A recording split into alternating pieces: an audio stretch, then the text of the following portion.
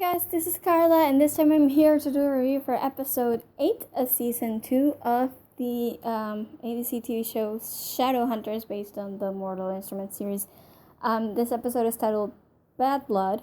Taylor Swift much. I guess they knew that just the title itself calls out to people to watch this episode. So before I actually start doing the review, I just want to warn you. If any of you guys are listening to this right now and you haven't read the Mortal Instruments books, there's 6 of them. If you haven't read them, you probably want to pause this video and come back after you read them, because I'm going to basically talk a lot about changes they've made to the show from the books, like the stuff that they've changed in the plot of the books to adapt to the TV show. And because of that, I don't want to spoil anyone, so just be aware that from this point on, it's no holds barred. I'm going to be talking about the books and stuff that happens in the books and that will probably happen in upcoming episodes of this show or in upcoming seasons of this show. And if you don't want to be spoiled, then stop this video right now, because after this, seriously, I'm not holding back on anything. I'm just going to talk about stuff. So now that that's out of the way, I do have to say that this episode was not good. I'm kind of really sad about it, because they were doing so well. You know that I really loved the last 3 episodes. Those have been great. This one was just a big disappointment to me. And again, I have to clarify that I have read all the Mortal Instruments books. I love that series. As much as I like to poke fun at it from time to time, I do enjoy it. I find it entertaining. I love the characters. The characters are what makes the series good. Not any of the, supernatural shenanigans they get up to. It's the characters themselves, which makes the series good for me. So I really love the Mortal Instruments series. I want them to be able to adapt more than one book, unlike for the movie franchise. I want them to keep going. I want this show to be good because I want them to get another season, because I want to see what happens in the next few books, right? So it's not that I'm, just criticizing for the sake of criticism. I'm not criticizing just to be mean. I genuinely want the show to be good. I was expecting a lot from this episode, because of how good the previous episodes have been. And when I like something, I say it. But this episode they were off. It's like the writers were off. You know what I mean? It's like they went right back into the whole bad dialogue thing. And, it's like once they get to a filler episode, they don't know what to do with themselves anymore, in a way. So yeah, I can't say that I really liked this episode. It got better towards the end. Like the last few scenes, maybe from the point where they got to the cemetery, to the graveyard, maybe at that point, it started getting good. That's when I started really liking it. And I'm like, why couldn't the whole entire episode just be this? You know what I mean? But before that, a few scenes is just not enough to make me forget all the bad crap that they put out for the rest of the episode. It just wasn't good. The dialogue was totally off. The delivery of those lines was just awful for the most part. And then they've taken some liberties with the plot of the books, which I understand. When you make an adaptation, you have to change some stuff, and that's okay. I don't mind it as much as I don't know what they're going to do moving forward with these changes that they've made. So I'm genuinely just curious as to why they thought this was a good idea. You know what I mean? But let's start up from the beginning. The Institute, again, you have Maris and Robert just laying it down on Alec and Izzy about how they're embarrassments to the family, and now the whole family is, under scrutiny and whatever, and they have to clear their name and restore their honor, and they just go on sounding just like, Zuko from The Last Airbender, and as much as I like the two of them, it gets repetitive. You can do better than that, you know? But then they say, okay, we're going to send someone to watch you. The Clave is going to send someone to watch them. So, like, to see how they run the Institute and to determine whether or not they get to keep running the Institute. And they send this girl, Lydia, which, by the way, I guess they're trying to compete with Teen Wolf, because as soon as she said her name, I'm like, wait. So, they send in Lydia, who, at the beginning, I mean, I really liked the way she came in, like, she disguised herself as Valentine, and it was really cool, because it was obviously some kind of glamour, you know, because she started twitching, just like Supreme Leader Snoke in the Force Awakens. You can see the twitching, so you know it's a hologram of some sort. And I really did like that she grabbed the arrow. That was cool. But at the same time, then, you know, when she uncovers herself and she introduces herself to everybody and just basically takes over the Institute, she is so, like, for the first few minutes that she was in there and talking to them, I couldn't pinpoint her accent. At first, she's like, when she first talks to Alec, after she deglamorizes or whatever it is, she sounded British, and I'm like, okay, are they going to pull the same thing they pulled in the movie, where, like, all the people from Idris are British, or what? And then she kept speaking, and then she sounded like she was from the USA. I was like, this is weird. And I concluded that she had, like, a really weird, posh type of, accent. I mean, US accent, for sure. She's not pulling a British. But, it's like she was trying to, like, pronounce her words, like, really pointedly, in a way. So I thought that was weird. It felt weird. I don't know if that was the actress trying to, like, make the character come as more, you know, snobbish or whatever, but it was really weird for me. I don't know. I mean, I like her. She's not in the books. I guess she's a TV only character, as far as I can remember. Like, I think I would remember her. But she's not in the books, so she's just sent in. I thought they were going to send the Inquisitor, because I know that the Inquisitor has been cast, and that would be another change they make from the books, because the Inquisitor wasn't in there until, like, book 2, I think.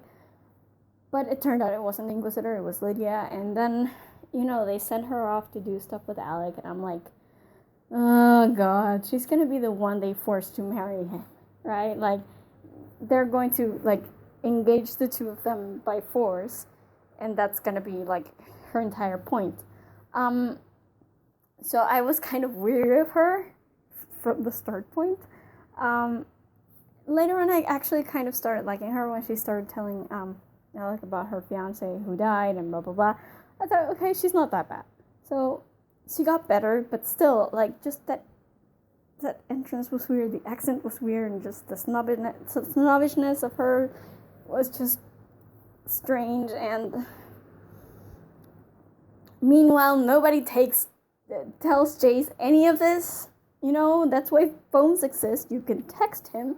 You don't even have to talk to him. Just tell him what's going on. And Jace and Clary are, of course, traipsing all about town with a dead person. And, you know, the thing that got me the most from this episode is just Simon. And I said last time, I hope they don't, like, already make Simon become a vampire, because that's something that in the book doesn't really happen until book 2. You know, City of Ashes, that's when he gets transformed into a vampire. And there's a lot of stuff that takes place in between him getting captured by the vampires and then him transforming. There's a lot of stuff that happens there. And I'm really genuinely wondering how they're going to go down that route, because if they actually choose to have Simon and Clary date as they did in the book, it's just going to be really weird. I mean, it's awkward enough when they're dating after being best friends for their entire lives and not really having feelings for one another, at least in Clary's side. That's already weird enough. Now you add to the fact the whole thing of him being a vampire, and, you know, Simon, he becomes a vampire and he basically goes crazy because vampires, as soon as they're born, they're looking for blood everywhere and they can't control their thirst for blood. So, you know, at one point Simon jumps Maureen and transforms her into a vampire. I guess he just sucks out all her blood. And how is that going to happen while he's dating Clary? Like, obviously, I don't think that's going to happen this season. I mean, maybe the Maureen thing happens this season, but still, like, for Simon, it's a process. It's not something that just takes one book, you know? It's something that he carries over, that discontrol, that instability, he carries it over. So, how are they going to work him dating Clary and balance it with that instability? I think it's way too early for him to turn into a vampire. Like, they could have just had Raphael save him instead of just finding him dead already.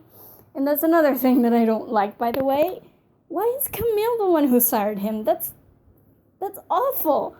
I mean, eventually Camille is gonna kick the bucket, right? And you know, we have those great moments with Simon and Raphael later on, because if Raphael is his sire, they have like a special connection of some sort. And we won't have any of that. And that's really bad for me, because I really like those moments he had with Raphael, and just how they interacted from there on. Because indeed, Raphael had been the one who blooded him, basically, who absorbed all his blood. I wonder if they're gonna pull a fast one on us and be like, oh, Camille actually left a few drops of his blood in there, so Raphael sucked them out at the last minute before bringing him to Clary, and then it turns out that Raphael is his sire. I don't like that. I think it's silly, and I would have just wanted for Raphael to actually be his sire, because as much as I like Camille, there's no way. I mean, she's gotta die. If she doesn't kick the bucket eventually, I'm going to be really upset. And then you leave Simon without a sire, and then how do you have him interact with Raphael? That's just, I don't like it, you know? So as much as I understand why they had to give Simon something to do, they could have stretched it out a little bit more so that Camille didn't actually kill him in this moment. Or they could have had Raphael, you know, finish the job or whatever. But we didn't get to see it, and now it seems like Camille was the one who sired him, and that I really don't like. So yeah, that was one thing that I just didn't care for. Then, speaking of ass pulls, then you have Izzy is suddenly the best forensic pathologist in all of New York, right? Which clearly it's an ass pull. They just made it up on the spot because they want this show to be more like CSI Shadow World. You know what I mean? They want to make it into a procedural, which is not. But so they had to have like an autopsy in there somewhere. They couldn't just have Magnus be like, okay, wave your hand over the thing and then I know what happened. You know, they couldn't have that. They have to have a forensic pathologist somewhere in there. So of course they gave Izzy the title. I guess to make her a little less flighty. I don't know. I mean, up to a point, I know it's an ass pull, and I know it's just something that somehow popped into their heads, and they're like, oh, this would be nice. Honestly, though, I love Izzy so much that I don't, like, there's part of me that hates it, and there's part of me that really loves it, and not just because I get to see Emerald in a crap. Not because I get to see Emerald in a lab coat, but just because I do think it kind of helps. Like, anything that makes her come across as more awesome, I'm up for. Like, I like it, but at the same time, I realized that it was pulled out of thin air. You know, how old is she? Like 19, 20, maybe? You can't be a forensic pathologist at 20. Unless you're like Doogie Howser, and that I don't buy. I'm sorry. Maybe Shadowhunters have like crash course in forensic pathologist where you study for 3 months and all of a sudden you can get a degree. I don't know. I mean, I hate it, but also I kind of like it, so I can't really complain all that much. I love Izzy no matter what she does, so whatever. Speaking about autopsies, though, those Forsaken look like freaking crap, okay? What the? I mean, I know they don't have the budget of The Walking Dead, okay? But they could have made it look a little bit better and not just stereotypical zombies that you could see in, like, Saturday Night Live or something. You know, they could have done better with that. Save a little budget just for the zombies because they look like crap. They look like something. They look like you went out to like Party City and bought zombie makeup for like $10 and then just slapped it on people, random people. They look like crap. You know, if they wanted to make them look intimidating, they failed.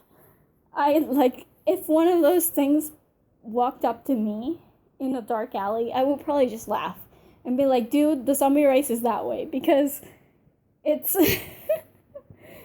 they just look so funny. They look so crappy. That just brought it down. The entire thing just brought down. And here I was so excited about Valentine making Forsaken. And I actually thought the idea of making Forsaken, like injecting them with Shadowhunter blood so that they would be able to break into the Institute, I thought that was really great.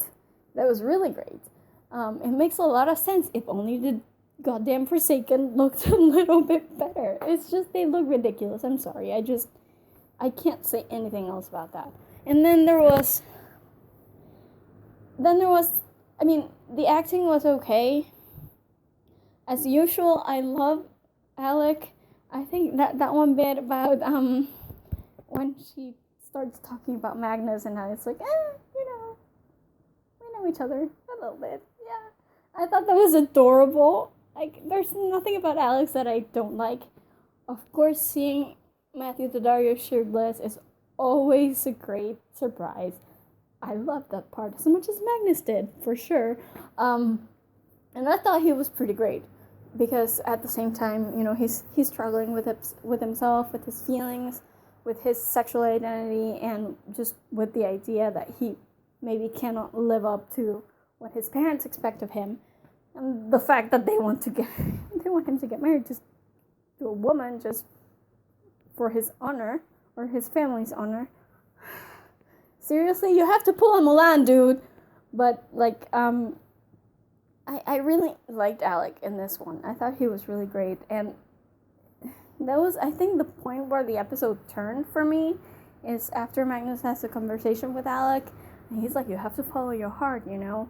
And Alec's like, yeah, you're right. And we all think he's just going to tell his parents off and just send everybody to hell and be like, I'm gay and proud, bitches. But he turns out to be that he proposes to Lydia, which I thought it was a really great twist, actually, because remember when I said I thought they were going to engage him to her, like, by force? I like that it was his idea. It's a misguided idea, for sure, and really stupid, but I like him taking, you know, action of his own life, you know.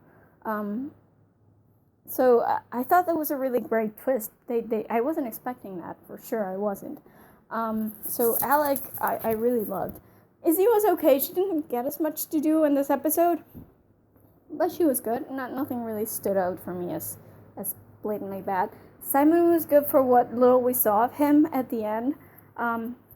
Alberto's always great, although he looked ridiculous with those, the teeth. The vampire teeth. The fangs, they look kind of ridiculous. I hope they come up with something like to make them retractable. Like, if you're gonna add an asshole into these episodes, that's the asshole you have to go for. Just retractable fangs works for me. That way he doesn't have to be wearing the stupid looking fangs all over. But I really did like his performance in that scene. I thought it was really great. He's like, I'm a monster, and I'm an abomination. No, that was really good. Magnus was, from what little we saw of him, he was okay. As well. Maris and Robert, they're weird. I like them separately, but the way they act together didn't really gel. Maybe next time if we actually see him do a little bit more than just argue about the Institute, maybe if we see them arguing about the relationship, that would be a little bit better, but it didn't really bother me as much. Hodge was barely there. I just thought it was really random that the first Forsaken that comes in attacks Hodge. I did like, speaking of Maris and Robert though, I did like the reveal that they were Circle members, because I was wondering if they were actually going to do that in the show. But I really liked it. And I hope they explain why they've kind of been banished to the New York Institute as a punishment because they were in the Circle. I hope they explain it at some point. That was interesting. And then we get to Dom and Kat. Oh God, what am I gonna do with these two kids? They were so good in the last episode, and then this one is just meh. Kat spends 3/4 of this episode just crying over the fact that Simon died, or she has to turn him into a vampire, and I don't buy 1 second of it. She's crying, but it's just fake crying, she feels like she wasn't invested enough. She wasn't upset enough. Claire should have been much more upset about her best friend dying. And it felt crying. That's what it felt. Fake tears. So I didn't really buy it until the last scene. Again, the scene when Simon actually breaks out of the grave. That was good, because she started telling him about how he carried her through Brooklyn Bridge when she lost her shoe, and stuff like that. I thought that was really adorable, and that actually felt real, but for the rest of the episode, I was like, blah, I don't even care. You know what I mean? Obviously, the fact that I knew he was going to come back kind of had an impact. I guess I would have to ask somebody who hasn't read the books, who hopefully isn't listening to me right now, but I would have to ask somebody who hasn't read the books about whether they were actually believing Kat's tears about Simon. And then there's Dom, which for the most part he didn't have much to do really in this episode. He was mostly just there babysitting Clary, and I really liked his quip about him not being able to take his eyes off of her when they get to Luke's the werewolf restaurant. So I thought that was funny. But then there's that scene in Simon's room when he tells her the story of the boy and the falcon. That was terrible, man. Not only was it the wrong place for any of that, it didn't make sense in that moment, and Jay still keeps insisting that love is, a distraction. This is right after they kissed, last episode, remember that?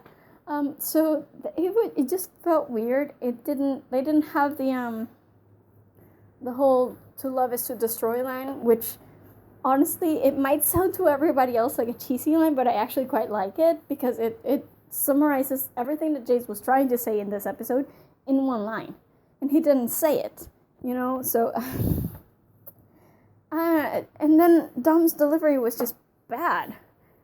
He seemed like he was gassy. Is that just me? And that makes me so sad, because again, he was so good in the previous episode. He was so good, and then he just gets handed this really awful scene, placed in a place that it shouldn't be, and just the way it was written was bad, and I don't know, that really upset me, that whole scene. It just wasn't good. I do hope that both Dom and Kat get the chance to shine in the next few episodes, because this one totally destroyed any hope I had for them to actually be getting better, and that sucks.